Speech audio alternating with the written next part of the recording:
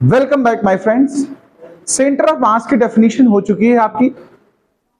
Formula मैंने develop कर दिया था फॉर 2 पार्टिकल सिस्टम और n पार्टिकल सिस्टम के लिए सेंटर ऑफ मास का फॉर्मूला बन चुका है।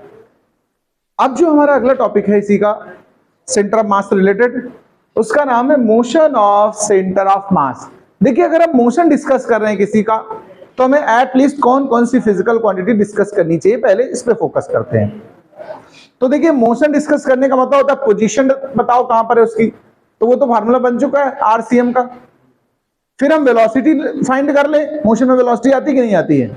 अच्छा, वेलोसिटी है तो एक्सेलरेशन भी हो सकता है, वो भी डिस्कस करें। और अगर एक्सेलरेशन निकल आए तो फोर्स भी डिस्क्राइब करना पड़ेगा, तब ये हमारा मोशन का टॉपिक कंप्लीट होगा। तो अगर बाय द वे थ्योरेटिकल कभी आता है कि discuss motion of centre of मास, तो हमें इन सब चीजों को अपने आर्टिकल में डिस्कस करना है।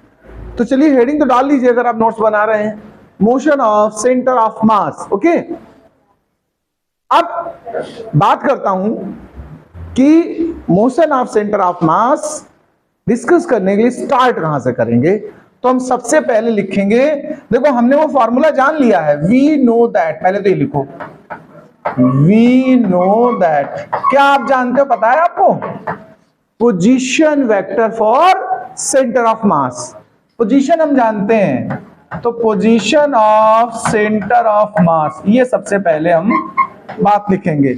और उसका फॉर्मूला मैंने आप लोगों को लिखवाया हुआ है, आप देख लीजिएगा पीछे जस्ट पिछले आर्टिकल में।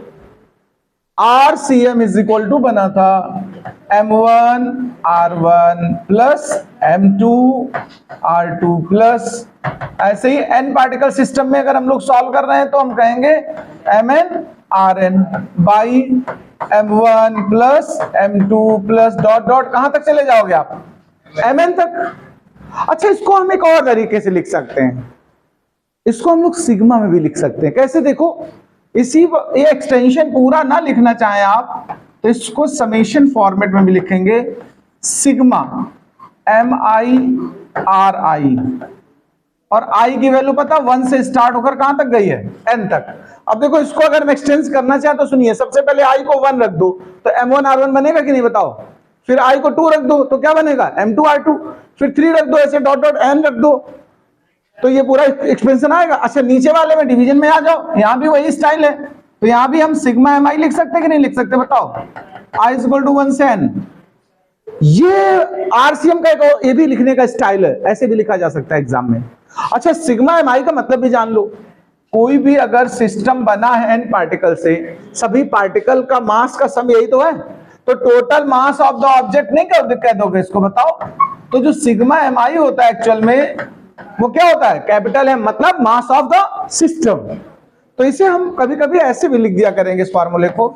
ये सब स्टाइल है आरसीएम लिखने के, मैं आपको बता दे रहा हूं, केवल आपको आगे फिर मैं डिस्कस करूंगा। तो MI RI बाई, इसको मैं ऐसे भी लिख सकते हैं। तो ये सब फॉर्मूले हैं, ये भी एक स्टाइल है फॉर्मूले का, ये भी एक स्टाइल है फॉर्मूले का, एक ऊपर वाला तो पहले ही बता चुका हूं मैं, ये भी एक स्टाइल। इन तीनों का मतलब सब एक ही है, लिखने के पैटर्न अलग अलग हैं, स्टाइल्स चेंजेस हैं, इसमें तो कोई समस्या है नहीं किसी को भाई लोगों। अच्छा, इनको इंटीग्रेशन फॉर्म में भी लिखा जा सकता है, जैसे सिग्मा है ना, सिग्मा इंटीग्रेशन का क्लासिकल सिंबल है, हम इसको चाहें तो इंटीग्रेशन फॉर्मेट में भी लिख सकते हैं, आरसीएम इंटीग्रेशन। देखो ध्यान रखना, M R और डीएम में भी कन्वर्ट कर सकते हो, या M DM R DM by sigma, या इंटीग्रेशन ले लो तुम। हम लोग तो इंटीग्रेशन लिख रहे हैं, हम लोग क्या लिख रहे हैं, इंटीग्रेशन ऑफ डीएम। इस तरीके से हम लोग मास को इंटीग्रेशन फॉर्म में भी लिख सकते हैं। फिलहाल अभी इंटीग्रेशन का आगे हम जब यूज करेंगे न्यूमेरिकल में तब यूज करेंगे, अभी हमारा फिलहाल टारगेट क्या चला था, शुरुआत से हमारा मोशन डिस्कस करना है। तो मोशन डिस्कस करने के लिए हमने सबसे पहले पोजीशन वेक्टर लिख दिया। हम अपने आर्टिकल को यहीं से आगे प्रोसीड करने वाले हैं। अच्छा, एक बात बताओ, आपको पोजीशन पता है, हम वेलोसिटी निकालना चाहें तो वेलोसिटी निकालने के लिए हमें क्या करना होता है, पोजीशन का पता है, 1 time differentiation with respect to t, time के रिस्पेक्ट में। अगर डिस्टेंस को, डिस्प्लेसमेंट को 1 टाइम डिफरेंशिएट कर दो तो वो क्या बन जाती है, वेलोसिटी। तो हम इसी इक्वेशन को आगे लेके उठाएंगे, इसको फर्स्ट नंबर डाल लीजिए और यहीं से आगे सोचेंगे तो हम कहेंगे differentiating equation 1, differentiating equation 1 with respect to time. सुनिए जरा सब लोग, फर्स्ट इक्वेशन को हम लोग टाइम के रिस्पेक्ट में इसको डिफरेंशिएट करेंगे। नीचे का हिस्सा तो कैपिटल एम बन चुका है, उसमें कोई डाउट नहीं, वो कांस्टेंट की तरह बिहेव करेगा। पहले आरसीएम का जब डिफरेंशिएशन करोगे तो आप क्या लिखोगे पता है? D R C M by D T. बताओ भाई, टाइम के रिस्पेक्ट में कर दिया एलएचएस को डिफरेंशिएट, आरएचएस में आ जाओ। M1 है ना, तो M1 तो ऐसे ही रहेगा मास, लेकिन R1 का डिफरेंशिएशन क्या करोगे? D R one by D T, M2 D R two by D T, ऐसे ही M3 M4, ऐसे करते करते आप कहां पहुंचो? Mn D R N by, और सभी मासेस को अलग अलग भी सब में लिख सकते हो, या डायरेक्ट हमने जो कहा था कैपिटल एम, बार बार लिखने से बचोगे। कैपिटल एम का मतलब क्या होता है? M1 plus M2 plus dot dot Mn। तो इतनी लंबी वैल्यू ना लिख करके हमने सीधे कैपिटल एम लिखा। कोई समस्या बताओ? अच्छा देखो, differentiation of the position is velocity, तो ये जो बनेगा ये क्या बनेगा? VCM। जैसे dx upon dt, ds upon dt v होता है कि नहीं होता है, तो dr अपॉन dt vv हो गया। और चूंकि RCM था इसलिए यहां सफिक्स क्या रहेगा? CM, सेंटर ऑफ मास की वेलोसिटी हो गई है। इस तरफ आ जाओ भाई, तो इसको लिखोगे M1 R1 अपॉन dt कहोगे तो इसको हम लोग क्या लिख देंगे? V1। देखो R2 का अगर हम डिफरेंशिएशन किए थे तो क्या बनेगा? ये V2 Mn Vn, और बाई कैपिटल M तो चल ही रहा हमारा। देखो वेलोसिटी का फार्मूला देखो आप, अगर इसको आप पूरे एक्सटेंशन में लिखना चाहो तो आप ऐसे भी लिख सकते हो। देखो हम तो बस नीचे बच रहे थे बार बार कॉपी करने से, जैसे मैं से M1 plus M2 V2 plus dot dot Mn Vn अपान में क्या लिख सकते थे आप बताओ? M1 प्लस M2 Mn, ऐसे भी तो लिख सकते हो। देखो इस कैपिटल M का मतलब ये चीज है, तो हम इतना बार बार ना भी लिखे, हम कैपिटल M लिख दे तो मतलब आप समझ लेना यही एक्सटेंशन लिखा हुआ है। खैर वेलोसिटी निकल आई। मैंने कहा था हमें मोशन डिस्कस करने में पोजीशन बतानी है, तो RCM हो गया पोजीशन। अगर हम सेंटर ऑफ मास की मोशन डिस्कस कर रहे हैं, क्वेश्चन अगर आता है describe motion of the centre of मास, तो हमें पोजीशन वेक्टर लिख देना है, वो लिखा मैंने। फिर उसका डिफरेंशियल करके वेलोसिटी निकाल देनी है, वो निकल आई। अब हम एक्सेलरेशन निकालना चाहते हैं। क्या एक्सेलरेशन कैसे आता किसी को पता है? डिफरेंशिएशन ऑफ द वेलोसिटी, या तो डिस्टेंस का डबल डिफरेंशिएशन करते हैं डिस्प्लेसमेंट का, और या फिर वेलोसिटी का सिंगल डिफरेंशिएशन। तो वेलोसिटी हमें मिल चुकी है, हम इसका वन टाइम डिफरेंशिएशन कर दे रहे हैं। इसका कर दे या इसका कर दे, ये बात तो एक ही है ना। तो देखो डिफरेंशिएटिंग अगेन हम कह देंगे, again differentiating with respect to time. फिर से टाइम के रिस्पेक्ट में डिफरेंशिएशन कर दो। देखो dVCM बाई dt, तो M1 dV1 बाई dt समझ लेना, बहुत आसान सी बात है, लेकिन फिर भी M2 dV2 by dt, Mn dVn by dt। बताओ अच्छा सब लोग, इतना समझ में आ रहा है कि नहीं आ रहा है? अपान डिवाइड में कर दो, वही कैपिटल M लिख दो, बार बार मैं नहीं लिख रहा हूं M1 प्लस M2 प्लस ऐसे डॉट डॉट, है ना। तो ये देखो वेलोसिटी का डिफरेंशिएशन क्या होता है? एक्सेलरेशन होता है कि नहीं होता है? तो सुना होगा आपने। ऐसे अब इस तरफ आ जाओ RHS में, M1 A1 M2 A2 Mn An by capital M, total M आ गया। देखो देखो एक्सेलरेशन डिस्क्राइब हो गया। देखो हमारा एक्सेलरेशन डिस्कस हो गया। अब हम क्या डिस्कस करना चाहते हैं? फोर्स। अच्छा मास हो एक्सेलरेशन हो तो फोर्स नहीं बन सकता है क्या? बताओ। तो इस M को इधर इधर पास कर दो LHS में, क्रॉस मल्टीप्लाई, तो इसे क्या लिख दोगे? MACM नहीं लिख दोगे? बताओ is equal to M1 A1 देखो plus M2 A2 plus Mn An। बोलो बोलो सब लोग, ऐसे नहीं लिखा जा सकता क्या? बताओ। और ये फर्स्ट पार्टिकल पर फोर्स है F1, देखो ये सेकेंड पार्टिकल पर है, ये nth पार्टिकल पर फोर्स है। ये सभी मिलकर के पूरे सिस्टम का फोर्स बना कि नहीं बना? बताओ। इसको हम चाहें तो एफ टोटल में तो लिख सकते हैं। देखो टोटल फोर्स जो सिस्टम पे लगा वो किसके इक्वल आ गया, देखो MACM के। बोलो भैया लोगों, पूरा मोशन डिस्क्राइब हो गया, इसको नोट कर लो। देखो अब हम बात एक करने वाले हैं, अगर सपोज करो हमारे सिस्टम पर एक्सटर्नल फोर्स काम ना करे, मेरी बात को थोड़ा सीरियसली सुनिए। If there is no external force on the system then velocity remains constant. हम ये प्रूव करना चाहते हैं। ये फर्स्ट लॉ था न्यूटन का, याद है? If there is no external force applied on the system then velocity remains constant. यानी if object in motion remains in motion, rest in remains in rest until it is not applied any external force। वो चीज हम यहां भी prove करना चाहते हैं। Centre of मास के लिए भी वो सिग्निफिकेंस है, ट्रू है। कैसे प्रूव होगा सुनिए जरा। आप इसको एक आर्टिकल की तरह लेट कर लो। मैंने डाल दिया prove that if external force is absent then velocity of centre of mass is constant. मैं ये प्रूव करना चाहता हूं। तो अभी हमने देखो मोशन जो डिस्कस किया था उसमें आपने क्या निकाला था, देखो MACM equal to F total निकला था कि नहीं निकला था, बताओ। तो हम यहां डायरेक्ट लिख सकते हैं वी नो दैट या we have for centre of mass F total जो होता है वो MACM होता है। ये अभी हमने प्रूव किया, हम डायरेक्ट इसको यहां से उठा सकते हैं। अब हम कहेंगे if external force absent, if external force absent, तो भाई एक काम करते हैं, एफ जो एक्सटर्नल है वही एफ टोटल है, ये 0 है, एब्सेंट कर दिया इसको।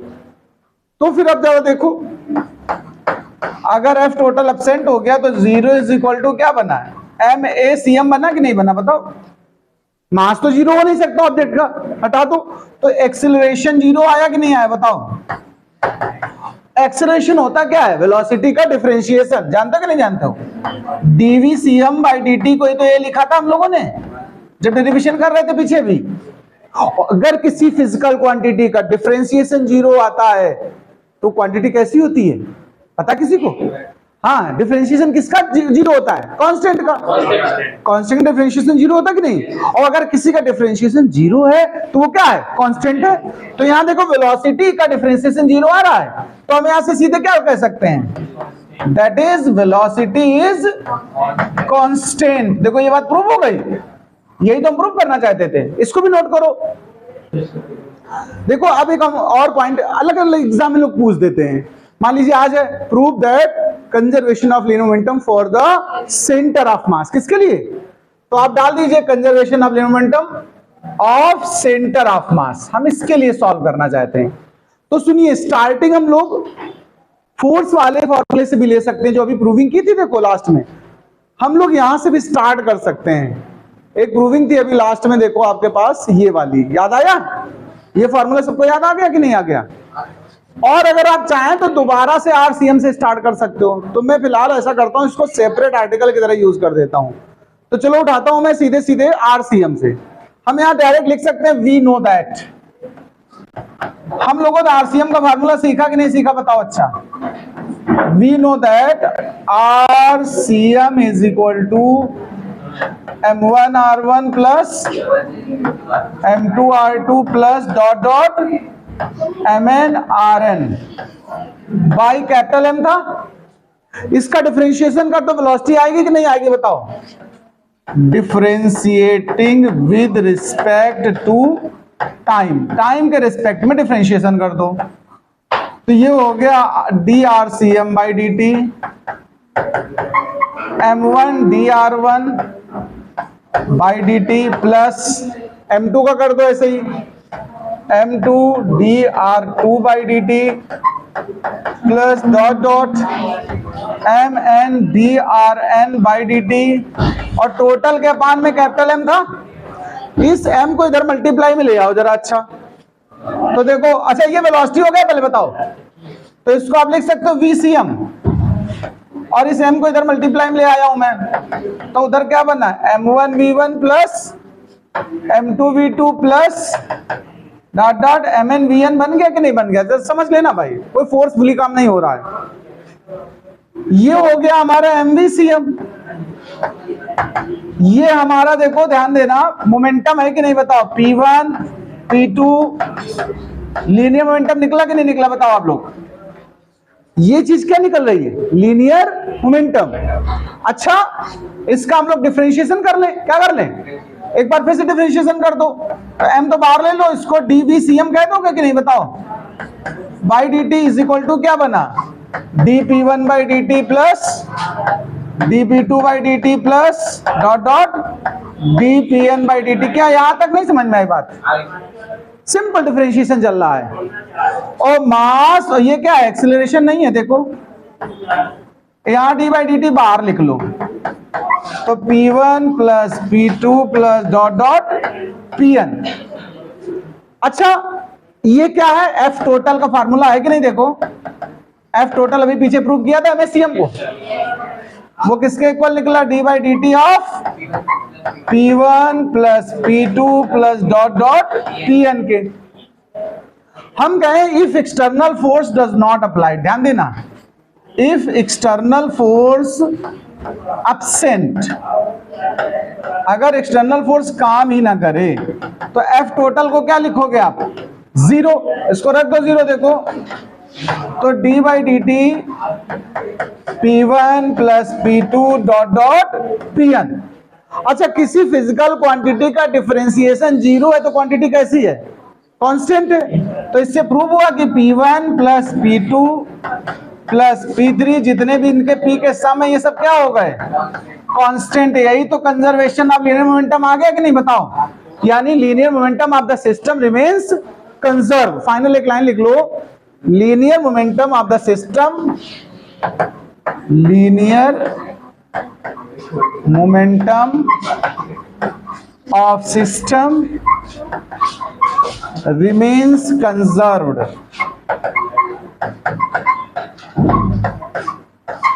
देखिए, सेंटर ऑफ मास का थ्योरेटिकल पोर्शन अपना फिनिश हुआ। अब हम इसके कुछ प्रॉब्लम्स एग्जांपल से समझाएंगे आपको।